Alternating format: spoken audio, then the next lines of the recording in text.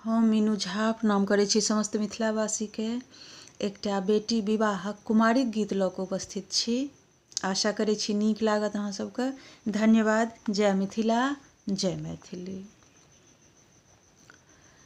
एक राजा के चारि छानी बेटी, चारो छानी कुमारियो,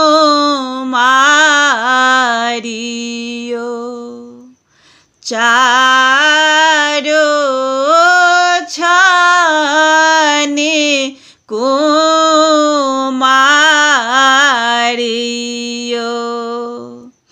धिया के देखी बाबा मथलेल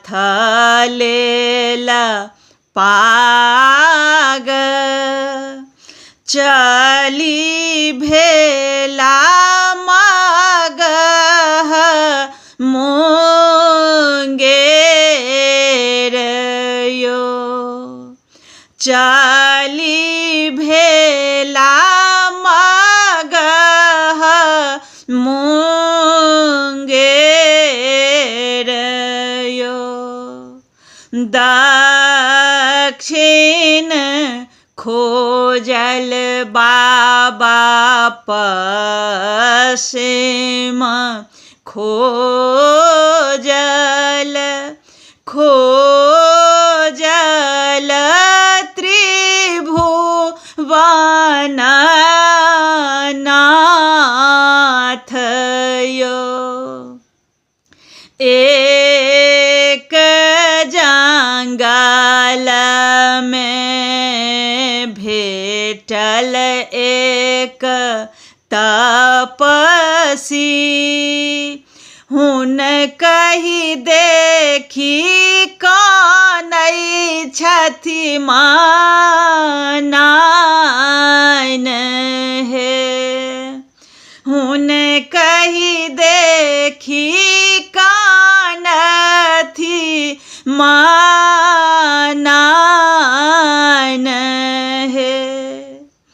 एहि बरसों नहीं धिया बियाहब,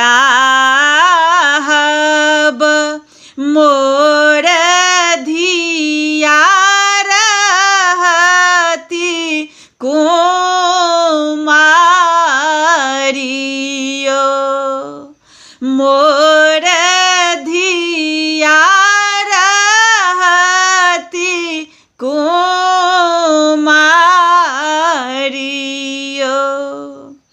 जूनी कानू जूनी खीजू हमरो मनाइन,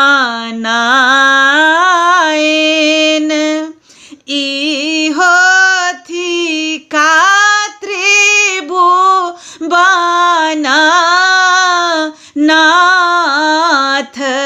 यो।